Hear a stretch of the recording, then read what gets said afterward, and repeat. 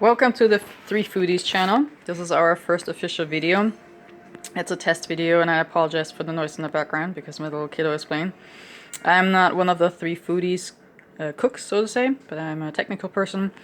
I'm responsible for posting the videos. So here we are as far as me posting this first video, and it's a little shaky. My camera, or my phone I should say, is a little shaky.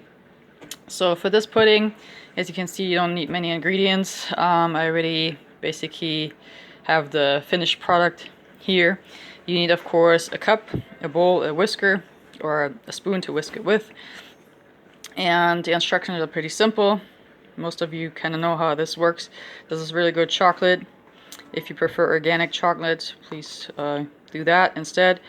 So you have to put in your 2 cups of milk. I use organic milk, 0%.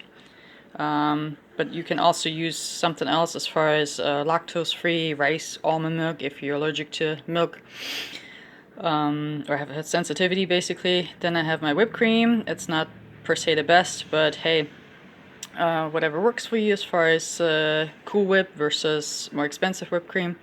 I also have the white chocolate version here, which is also very delicious, and I'm going to make here in a little bit, but not in front of the camera. And then, yeah, so I put my 2 cups of milk in the bowl, and I whisked it for about 2 minutes with the powder in, of course. So milk first, powder second, whisk it for 2 minutes. Then let it stand for 5 minutes, and put in the refrigerator for about 30 minutes. If you don't have that much time, 15 minutes should be fine. But I just follow the instructions, and so yeah, those are the ingredients you use. Fairly simple, right?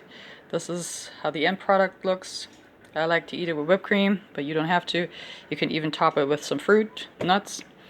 And so yeah, this is our first video. I hope you enjoy, and we like to get your support and feedback on this first video, and more videos to come, of course. Take care.